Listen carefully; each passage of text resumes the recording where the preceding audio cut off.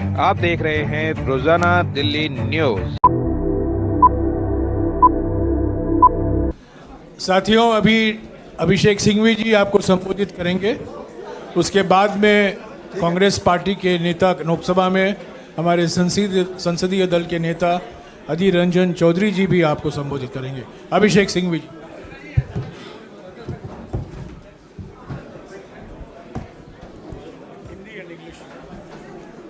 दोस्तों, शुरू करें। थोड़ा दरवाज़ा बंद कर लीजिए और शुरू करें। शांत हो जाएं। पीछे वाला दरवाज़ा। जैसा कि हमेशा करते हैं, हिंदी इंग्लिश में करेंगे। थोड़ा सब्र रखें आप, संक्षिप्त ही है। शांत हो जाइए प्लीज, थोड़ा शांत हो जाइए। दोस्तों, आज सत्य साहस की जीत हुई है। ये केवल राहुल गांधी जी की जीत नहीं है, लोकतंत्र की जीत है, संविधान की जीत है और आम जनमानस की जीत है।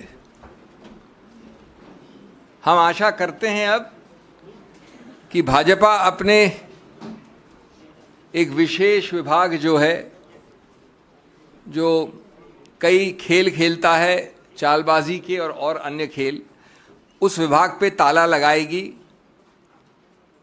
वो जो चीज़ें करते हैं जिससे विपक्ष के नेताओं को अनर्गल रूप से निशाना बनाया जाता है, उसको अब कुछ हद तक कम से कम थामेगी, अगर पूरी तरह से रोकती नहीं भी है तो। हम अब संसद में उत्सुकता से जनता से जुड़े मुद्दों पर श्री राहुल गांधी को और श्री राहुल गांधी की बुलंद आवाज़ सुनने के लिए तैयार हैं, उत्सुक हैं और मोदी सरकार को बुनियादी मुद्दों पे जवाबदेही बनाना, ये आप फिर से देखेंगे संसद के अंदर। संसद के बाहर तो ये प्रक्रिया चली रही थी। तो जैसा कि लोग कह रहे हैं, फिर से चलेगी सवालों की आंधी जब संसद में लौटेंगे Rahul Gandhi. Friends, I am going to use words of studied moderation when I come to the actual issues. And since I have argued this matter, I am going to really summarize the 6, 7, 8 major issues on the merits for you without really expressing any opinion. But before that, I have to say what I have said partly in Hindi, that this entire country has heard, seen Rahul Gandhi in action, in and outside of Parliament. His actions, his speech, his thought process, his initiatives, his abhiyans are all ultimately animated by his thinking, Daro Mat. Daro Mat. He has demonstrated time and again the courage of his convictions. He has equally reposed faith in the rule of law. It took some time. From 2019, the complainant himself delayed the matter and suddenly accelerated the proceedings to result in the conviction. And since then, Shri Rahul Gandhi has shown exemplary courage, restraint, and a great faith in the judicial process. He went through every forum with unwavering faith. He did not leapfrog from the trial court to the High Court. He did not leapfrog from the First Appellate Court to the Supreme Court. And I think his faith in the system, in the judicial process, is seen for you today. Our fight, Rahul Gandhi ji's fight, has also demonstrated the integrity and the importance of that integrity in our institutions.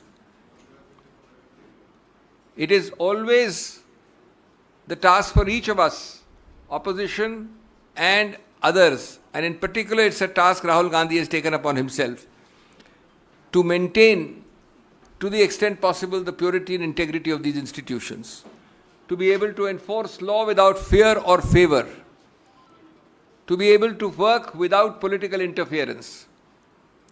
This entire incident has demonstrated the vital importance of an opposition which will not be backing down. That has been Rahul Gandhi's calling card, don't back down. This has also demonstrated how the opposition, and principal voice amongst them in many ways has been Rahul Gandhi's, doesn't yield on vital issues like unemployment, economic stagnation, farmers' issues, etc.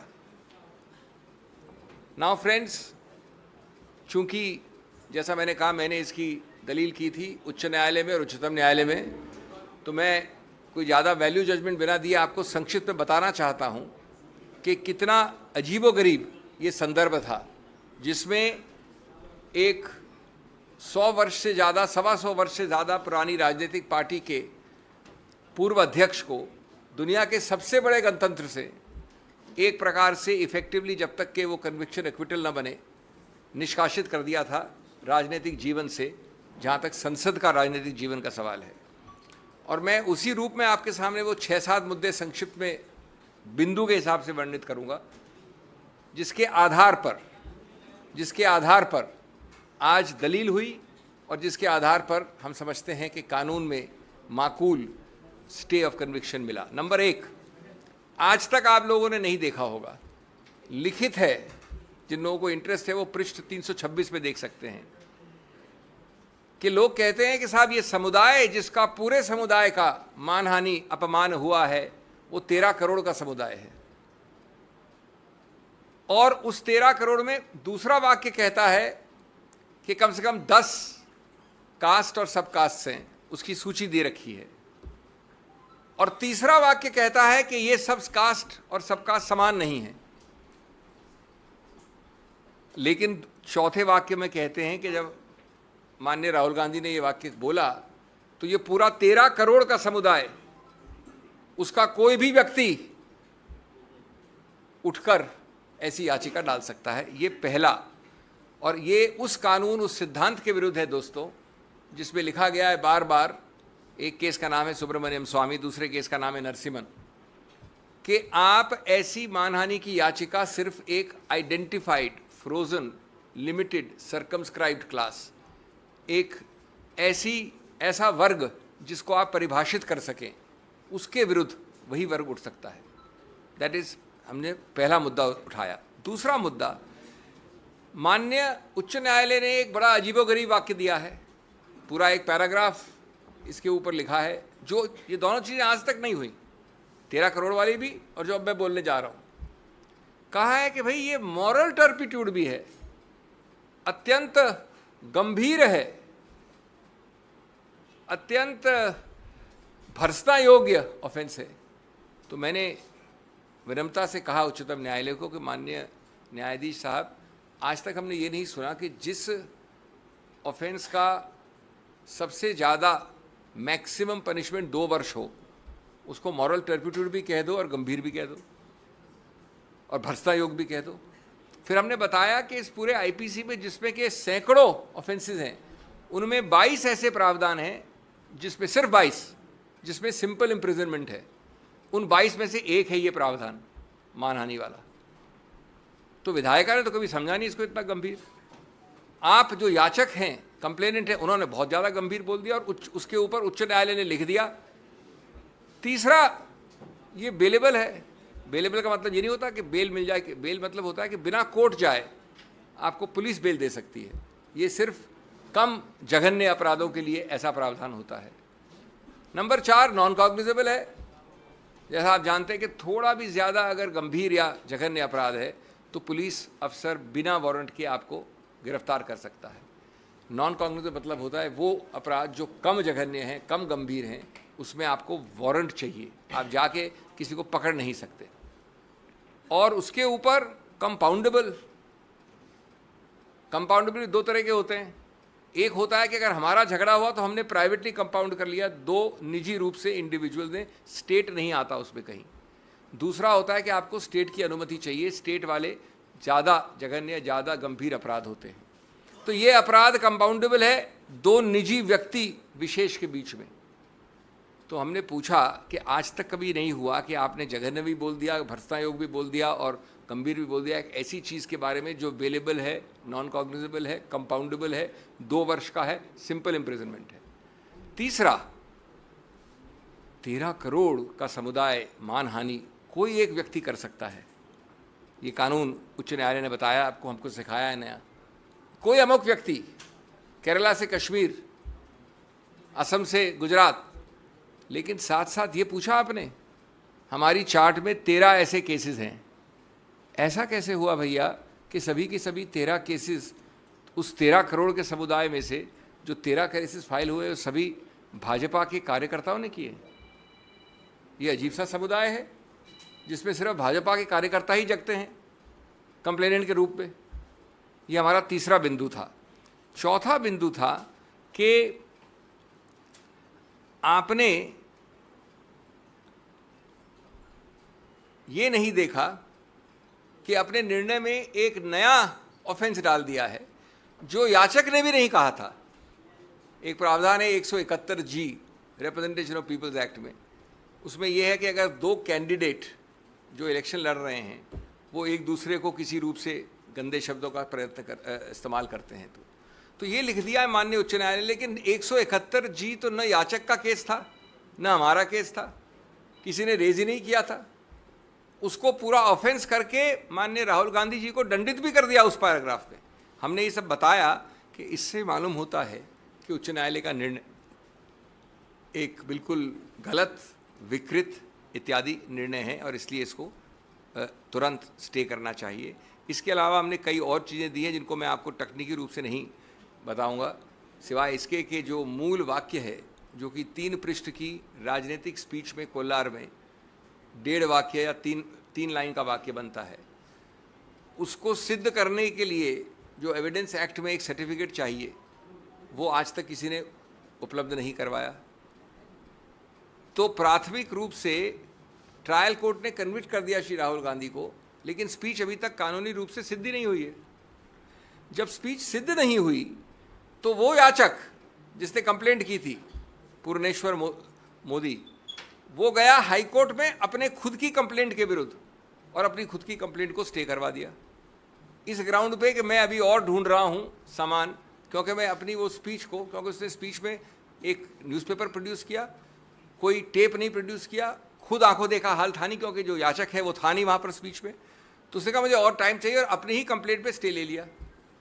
1.5 साल बाद जब उसने अपनी ही complaint का stay हटाया और ये conviction लिया, तो ये नहीं बताया कि उस 1.5 साल में उसने नया क्या ढूंढा था जिस कारण से उसने स्टे लिया था।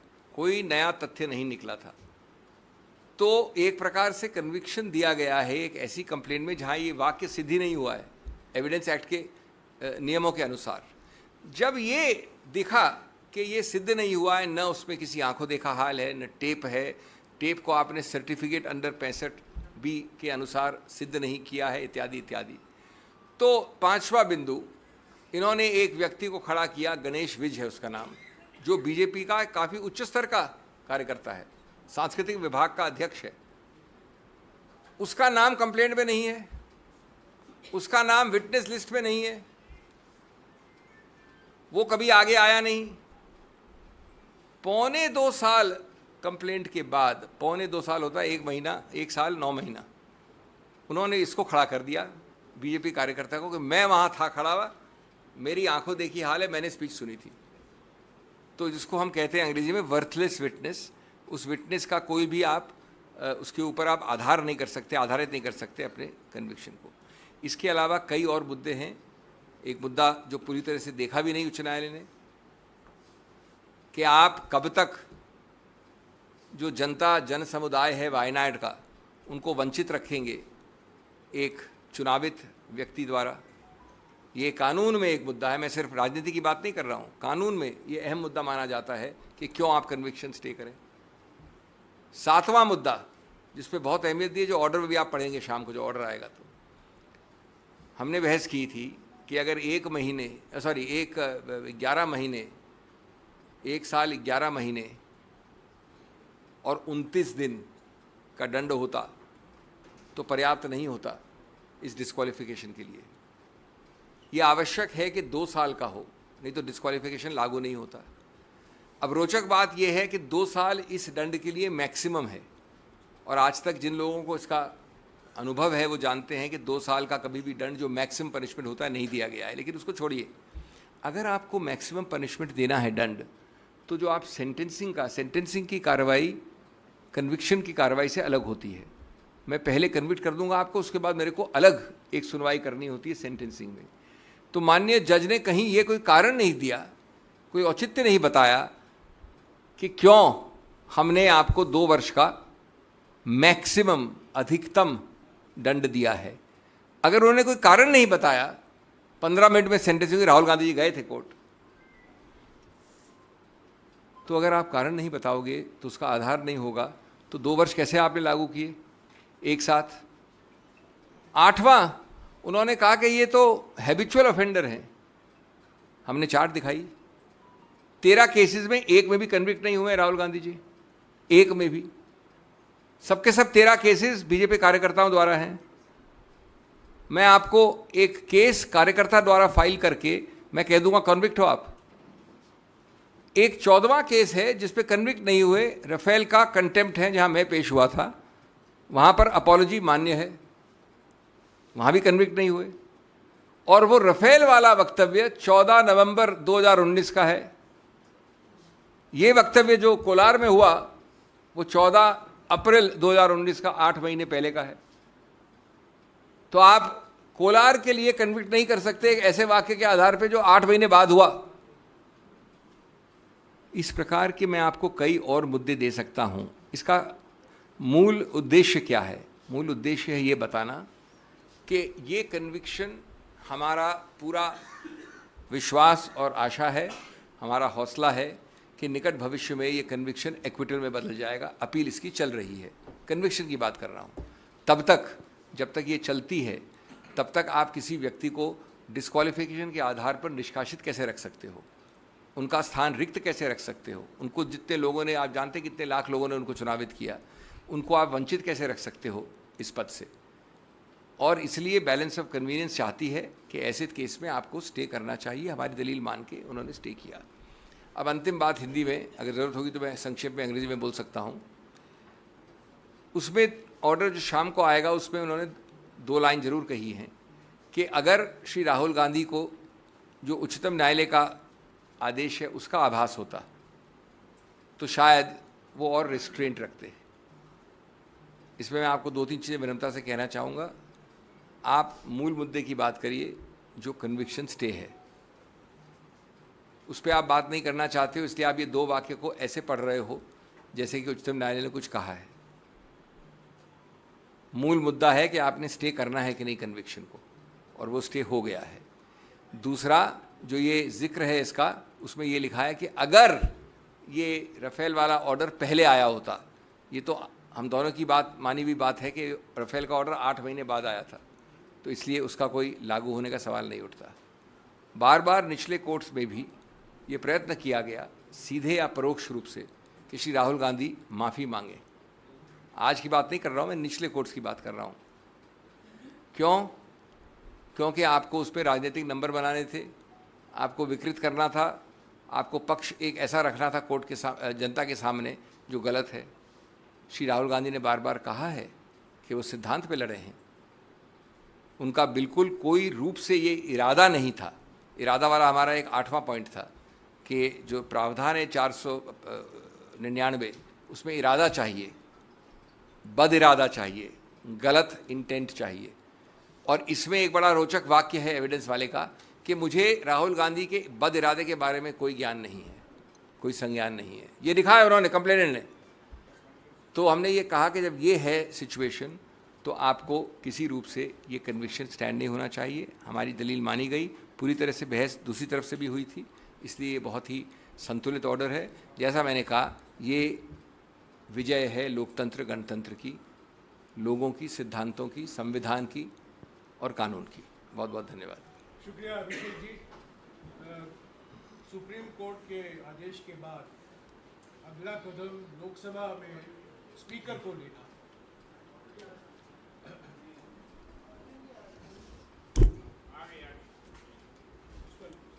सुप्रीम कोर्ट के आदेश के बाद अगला कदम स्पीकर को लेना है लोकसभा में। हमारे कांग्रेस पार्टी के संसदीय दल के नेता लोकसभा में अधीर रंजन जी यहाँ मौजूद हैं।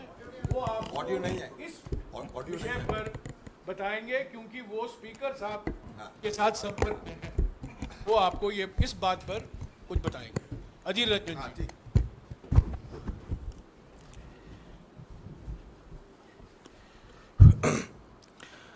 आप सबको नमस्कार। हमारे कानून विशारद अभिषेक मनु सिंघवी जी सारे मुद्दे को विस्तार से बयान किए हैं। नया कुछ कहने की जरूरत नहीं है जब तक केस की सवाल है। जयराम जी कह दिए हैं कि अगले हमें क्या करना है ये हम तय करते हैं। आज जिस वक्त ये खबर आके पहुंचे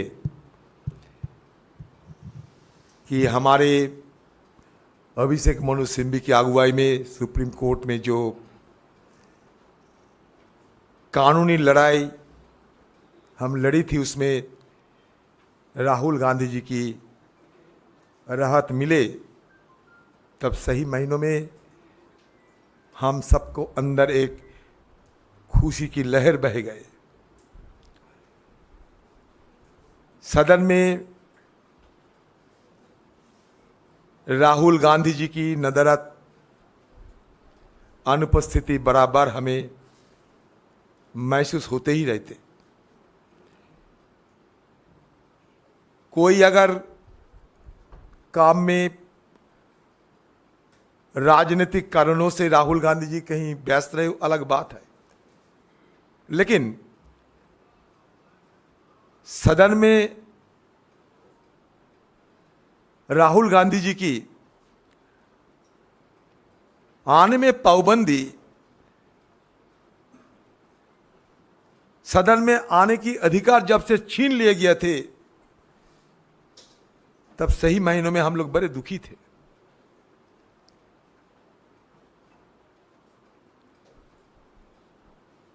ये राहत की खबर सुनते ही तुरंत मैं इस सदन के अंदर पहुंचे और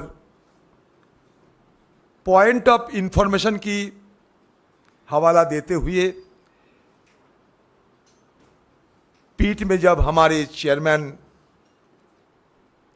राजेंद्र अग्रवाल साहब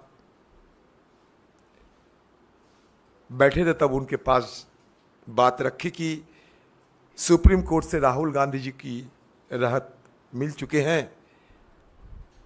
अब सारे पाबंदी हटा के जल्द से जल्द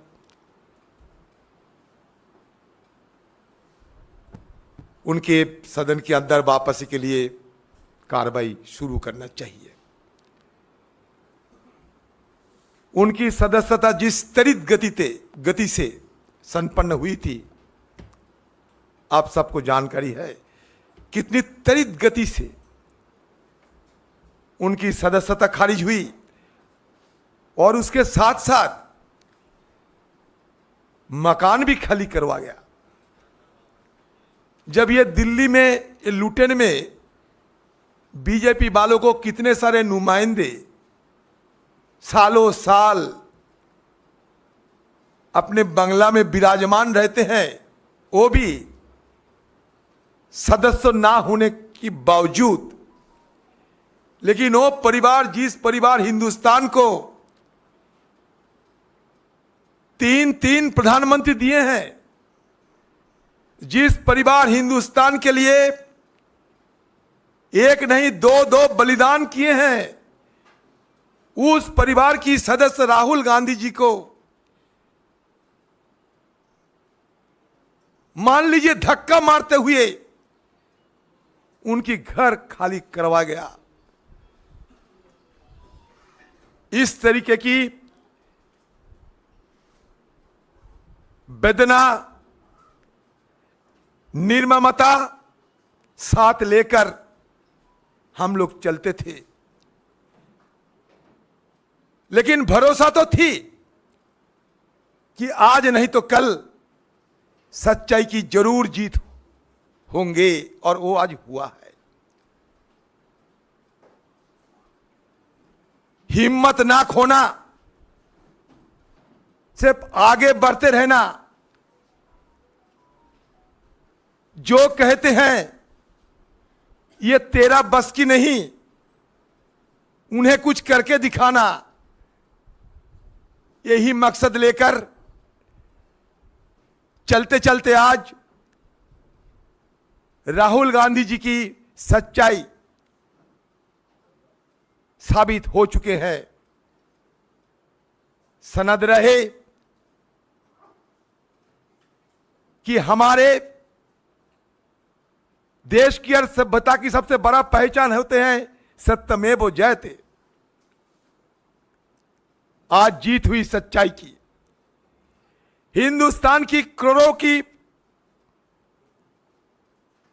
आम लोगों को आशीर्वाद, दुआ, समर्थन राहुल गांधी जी की सबसे बड़ा ताकत थी,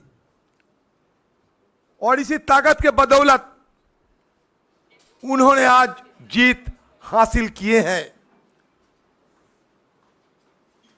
अभी सदन की अंदर जाना बाकी है। स्पीकर से मुलाकात कर चुके हैं मैंने, और स्पीकर साहब को दरखास्त भी किए हैं, गुजारिश भी किए हैं कि जिस त्वरित गति से राहुल गांधी जी की बर्खास्त हुई थी, उस त्वरित गति से ही उनको दोबारा वापस लाना चाहिए। स्पीकर साहब ने मुझे कहा कि सुप्रीम कोर्ट से जो कागजात है वो कागजात जल्द से जल्द हमारे हवाले कीजिए, बाकी हम क्या किया जाए देखते हैं। मैंने कहा स्पीकर साहब, यह सदन की गरिमा आपके हाथ में है, यह सदन की अभिभावक हो आप, सदन की हर सदस्य सदस्या सबकी सुरक्षा आपको देना है।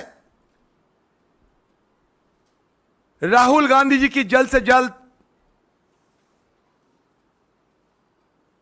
वापस लाके उनको अधिकार दिलाइए। मंगलवार को सदन में अविश्वास प्रस्ताव पर चर्चा शुरू होने वाला है। यह चर्चा की चलते दिन रात सदन के अंदर, सदन की बाहर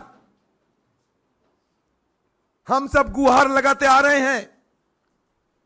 टालते टालते टालते टालते 8 तारीख को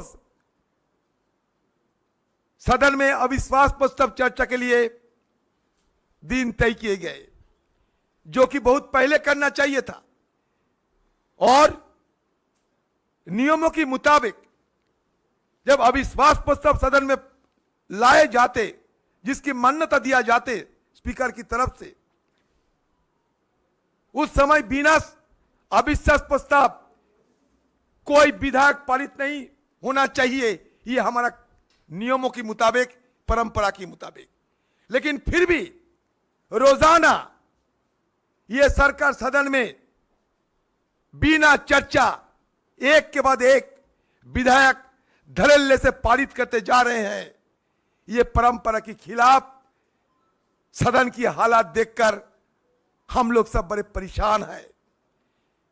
आज तक हिंदुस्तान की ये पार्लियामेंट में, सदन में कभी ऐसा नजीर नहीं हुई थी जब अविश्वास प्रस्ताव स्पीकर साहब की टेबल पे अविश्वास प्रस्ताव पे चर्चा नहीं हुई और दूसरी तरफ एक के बाद एक विधेयक पारित होते गए।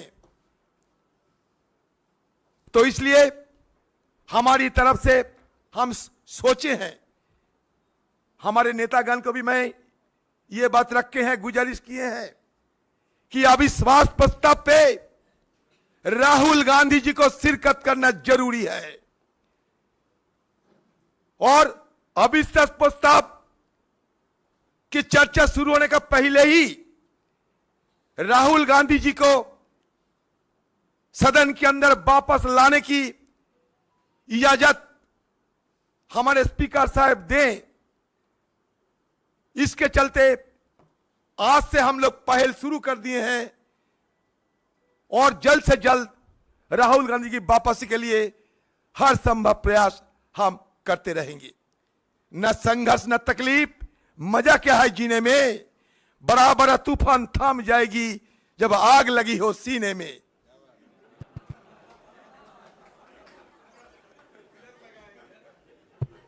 शुक्रिया अधीर जी।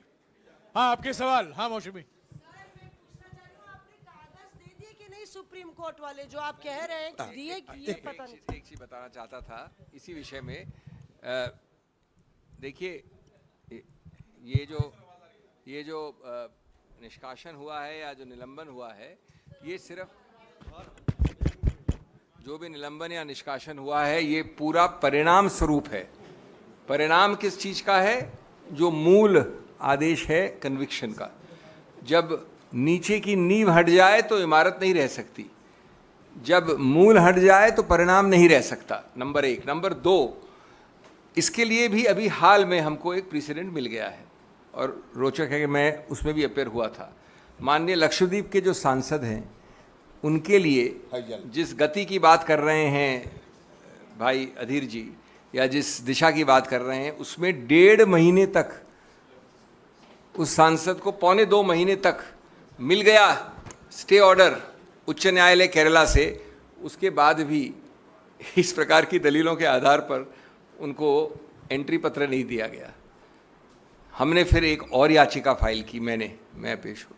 जिस दिन याचिका लिस्ट हुई, सरकार दौड़ी दौड़ी आई और कहा कि याचिका क्यों आई, हम तो दे ही रहे हैं, कल ही दे रहे हैं। मैं आशा और विश्वास करता हूँ कि ऐसा अधीर रंजन चौधरी को या मुझे नहीं करना पड़ेगा। एक ग्रेस होता है हर काम का, एक विवेक होता है, राजनीति में भी एक सौहार्द होना चाहिए। जब निर्णय आ गया उच्चतम न्यायालय, उसके ऊपर कोई न्यायालय नहीं है, तो आप ये कागज़ पत्ती और तकनीकी चीज़ों पे करोगे। नॉर्मली आमतौर पे ऑर्डर आज आ जाना चाहिए, लेटेस्ट कल आ जाएगा। तो एक कागज़ लिखना है 2 लाइन का उनको कि संडे या मंडे को वो वापस आ जाएं। हाँ सिद्धार्थ, एक सवाल। सर यही कि आपने बात कह दी अपनी, लेकिन क्या आश्वासन उनका रिप्लाई क्या है? जो चेयर के आपने राजेंद्र अग्रवाल जो चेयर पे थे, आज उनसे बात करी है, उनका रिप्लाई क्या रहा है आपको ये जानना चाहिए। मैं कहूँ? हाँ, आप ही बताओगे क्या? उनका ये कहना मैंने पहले बता चुके हैं आपको कि ये सारे जो कागजात, मतलब जो सुप्रीम कोर्ट की जो जजमेंट की कागजात, वो हमारे हवाले आने दीजिए कम से कम, तब ना हम इस पे कोई निर्णय लेंगे। तो थोड़ा समय दीजिए मेरे हवाले आने तक। ये कागजात अगर आ जाए तो मैं तुरंत कार्रवाई करना शुरू करेंगे।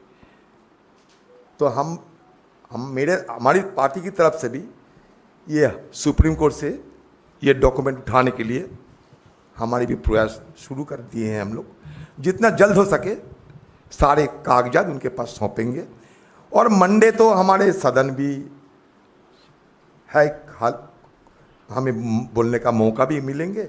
और उसके पहले मैं आज शाम हो रात हो फिर दोबारा जरूरत पड़े तो स्पीकर साहब के घर पे पहुंच जाऊंगा अगर वो कागजात मिले। कि राहुल गांधी जी के लिए अगर जरूरत पड़े सारे रात खड़ा रहेंगे स्पीकर साहब के घर के बाहर। सर सोमनाथ फ्रॉम संवाद प्रतिदिन। सर स्पेशली अधीरता से पूछना चाहूँगा कि पहले दिन से जब से आप लोग नो कॉन्फिडेंस का प्रस्ताव दिए हो, आप लोग बोलते रहे हो जल्दी से लाया जाए। क्या ये लगता है कि जो डिले हुआ आपके लिए अच्छा ही हुआ कि आप वहाँ पे राहुल जी को बोलने का मौका मिलेगा? देखिए, वो एक अलग मुद्दा है, ये एक अलग मुद्दा है। अच्छा बुरा नहीं, राहुल गांधी जी जहाँ खड़ा होते हैं वहाँ राहुल गांधी जी संघर्ष जारी कर देते हैं। जहाँ राहुल गांधी होते हो खड़ा, वहाँ संघर्ष जारी हो जाते हैं, चाहे सदन के अंदर हो या सदन के बाहर हो। हम ये मौका लेना चाहते हैं, मौके का फायदा हम उठाना चाहते हैं, क्योंकि उनका नाम राहुल गांधी है।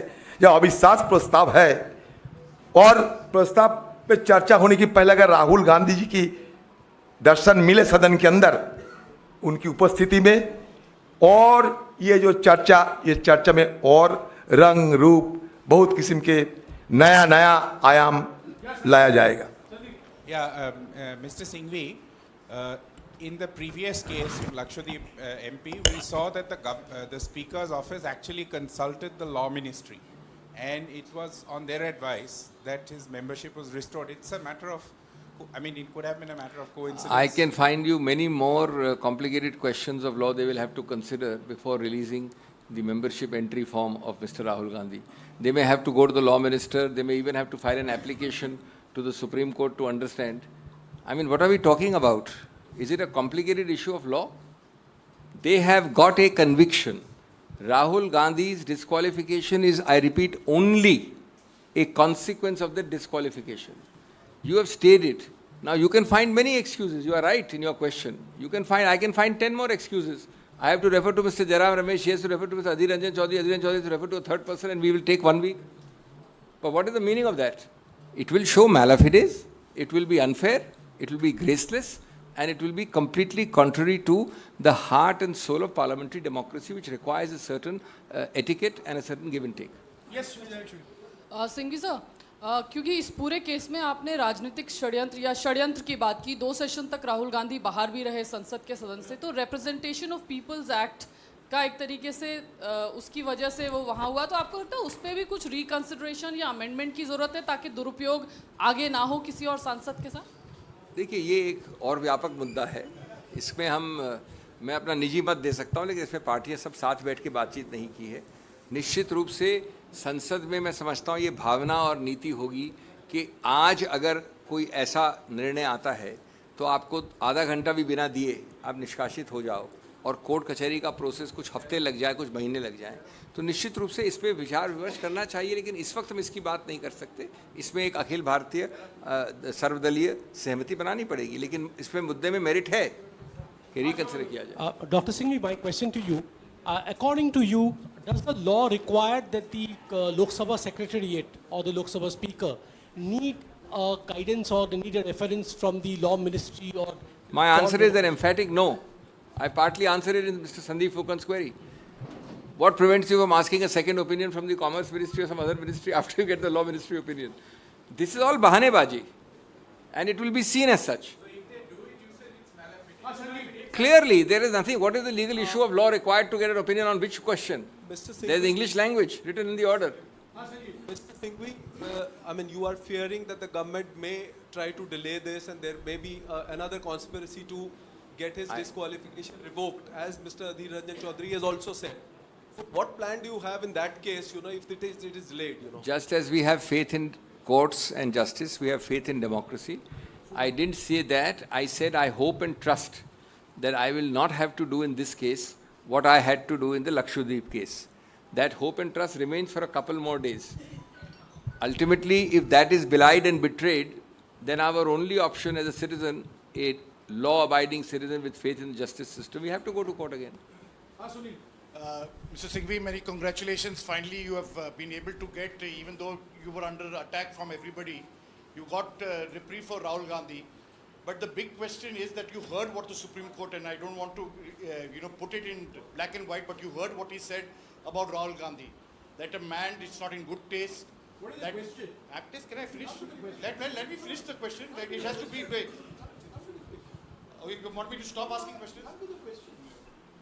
So the issue is, what is your advice to your client now that he has got that legal reprieve? Because in the electoral battle for 2024, this is going to become far worse. I am answering a question without you revealing to me who are those people who are supposedly attacking me. Now, the answer to my client has been the same from when the matter started till today. Have faith in institutions, have faith in the process, go by the law, and try your best. Second, Rahul Gandhi has been completely and totally conviction stayed. There is no stigma on him. A sentence which says that had that judgment come earlier, things might have been different. Certainly, people who want to be selective, people who want to be partial, people who want to be motivated, I'm not saying you, I'm saying people who will misread it, people who want to distort an order, it is like looking at the hair at the end of the tail and ignoring both the tail and the dog. Sir supreme court का observation में ये भी था कि अगर defamation के लिए conviction हो रहा है तो ऐसा क्यों है कि जो सज़ा है वो 2 साल की हुई या वो कम क्यों नहीं हो सकती थी, और आप लोगों ने अपने हलफनामे में भी कुछ इस तरह की बात कही है, तो क्या रिप्रेजेंटेशन ऑफ पीपल एक्ट में कुछ चेंज के लिए भी आप लोग कोशिश करेंगे? देखिए, मैंने जैसा कहा अभी उन महिला के प्रश्न में कि ये थोड़ा व्यापक प्रश्न है, बाद में हम सर्वदलीय स्तर पे बात कर सकते हैं, लेकिन जो मूल मुद्दा है वो महत्वपूर्ण है कि आपने अंतिम अधिकतम दंड लगाया, उसका कोई कारण नहीं दिया आपने। ये दंड 1 साल और 6 महीने क्यों नहीं है, 1 साल 9 महीने क्यों नहीं है, 1 साल 11 महीने 29 दिन क्यों नहीं है, ये जज ने कहीं नहीं बताया आपको। तो आप सीधा अगर 0 से अधिकतम सेंटेंस दंड लगाते हैं और कोई कारण नहीं देते हैं और आप जानते हैं कि उस दंड का परिणाम एक ही होता है, डिस्क्वालिफिकेशन, तो गलत है। ये कहा है उन्होंने।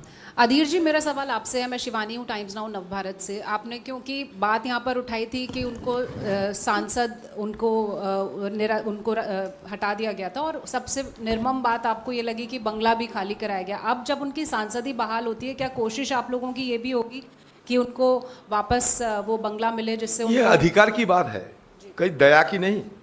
मोदी जी से, सरकार से कोई दया या भीख नहीं मांगते हैं हम लोग। जो अधिकार है, अधिकार के तहत जो जो मिल रहा है मिलेंगे।